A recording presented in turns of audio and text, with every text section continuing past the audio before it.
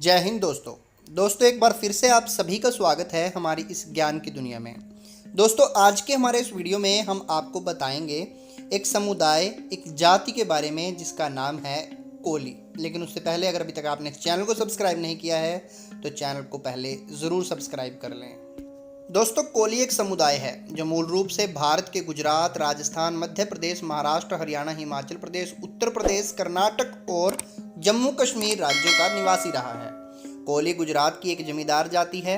इनका मुख्य कार्य खेतीबाड़ी है, लेकिन जहां पर ये समुद्री इलाकों में रहते हैं वहां पर खेतीबाड़ी कम करते हैं।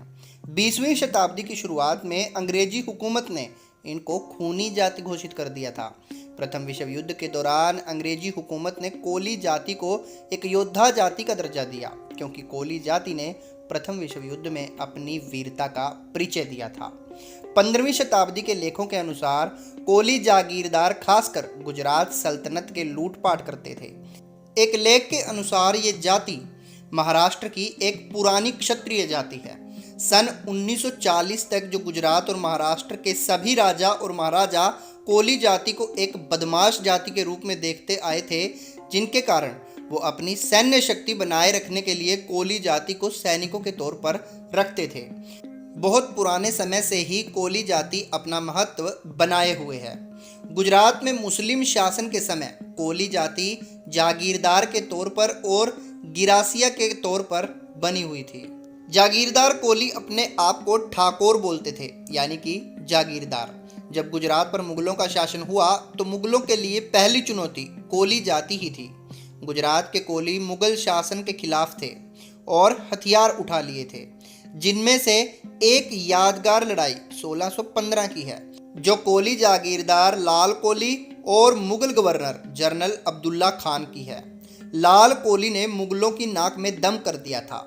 इस लड़ाई में अब्दुल्ला खान 3000 घुड़सवार और 12,000 सिपाही लेकर कोलियों के खिलाफ लड़ाई में उतरा था, लेकिन लाल कोली ने और कोली जागीरदारों को एक किया और शाही मुगल सेना से भिड़ गया था। लेकिन एक खूनी लड़ाई के बाद अब्दुल्ला खान की जीत हुई थी और अहमदाबाद के एक दरवाजे पर लाल कोली ठाकोर का सिर लटका दिया था।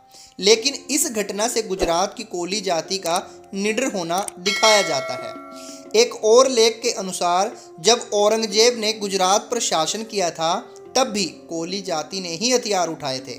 औरंगजेब के राज में कोली जाति के लोग मुस्लिम गांव से लूटपाट किया करते थे और उनके जानवर और अन्य जरूरी सामान को लूट ले जाते थे, और खासकर शुक्रवार के दिन किया करते थे। लेकिन सुल्तान औरंगजेब कोली जाति को संभालने में नाकामयाब रहा।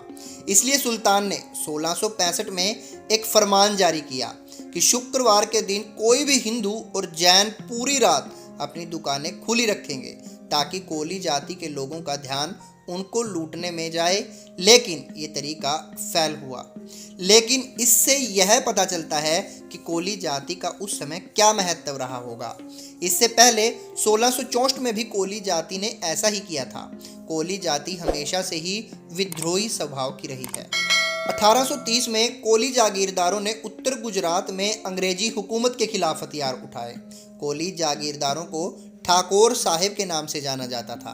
अम्बलियारा जागीर की कोली रानी ने अंग्रेजों से कई सालों तक कड़ी टक्कर ली थी, लेकिन कोली जागीरदारों के विद्रोह के दबाने के लिए ग्वालियर रियासत और बड़ौदा रियासत के महाराजाओं ने अंग्रेजों का पूरा साथ दिया। लेकिन 1857 में फिर से कोली जाति के लोगों ने कोली जागीरदारों के नेतृत्व में फिर से हथियार उठा लिए थे। दोस्तों कोली जाति के बहुत सारे गोत्र हैं। इनमें प्रमुख है आंग्रे। आंग्रे गोत्र के कोलियों ने कोलाबा रियासत पर राज किया था और मराठा साम्राज्य में भी सेवा की थी। दूसरा गोत्र है वनकपाल।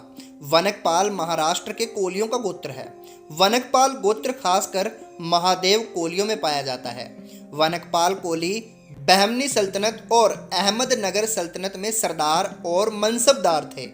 वनकपाल कोलियों के सामाजिक और धार्मिक मुखिया को सरनाइक की उपाधि दी जाती थी और वो ही इनके मामलों की देखभाल किया करते थे। कोलियों का एक और गोत्र है चिवहे। चिवहे महाराष्ट्र के कोलियों का ही गोत्र है, जो कि खासकर जमींदार थे और मराठा साम्राज्य में किलेदार थे। जो नाइक और सरनाइक की उपाधियों से सम्मानित थे। चिवहे गोत्र के कोलियों ने छत्रपति राजाराज राजे भोंसले के कहने पर मुगलों से पुरंदर किला छीन लिया था। पुरंदर किले और सिंगड़ किले पर चिवहे कोलियों की ही सरदारी रही है। ईसु चिवहे नाम के कोली को पुरंदर के सरनाइक की उपाधि से नवाजा गया और उसे 6030 बीघा जमीन भी दी गई थी। 1763 में पेशवा ने आभा पुरंदर को सरनाइक बना दिया था, जिसके कारण चिवहे कोलियों ने पेशवा के खिलाफ विद्रोह कर दिया था और पुरंदर एवं सिंहगढ़ किले पर कब्जा कर लिया था। कोलियों को आभा पुरंदरे पसंद नहीं आया तो आभा ने कोलियों को किलेदार से हटा दिया और नए किलेदार तैनात कर लिए थे, जिसके कारण कोलियों ने 7 मई 1764 में किलों पर आक्रमण कर दिया और अपने कब्जे में ले लिया। 5 दिन बाद रुद्रमल किले को भी कब्जे में ले लिया गया और मराठा साम्राज्य के प्रधानमंत्री पेशवा रघुनाथ राव को चुनौती पेश की गई। कुछ दिन बाद पेशवा पुरंदर किले के अंदर देवता की पूजा करने के लिए किले में आया, लेकिन पेशवा कोलियों के हत्थे चढ़ गया। कोलियों ने पेशवा का सारा सामान और हथियार लूट लिए और उसको बंदी बना लिया, लेकिन कुछ समय बाद छोड़ दिया। जिसके बाद कोलियों ने आसपास के क्षेत्र से कर वसूलना शुरू कर दिया। इसके बाद कोलियों के सरनाइक कोंडाजी चिहवे ने पेशवा के पास पत्र भेजा, जिसमें लिखा हुआ था, और जनाब क्या हाल चाल है, सरकार कैसी चल रही है, मज़े में हो।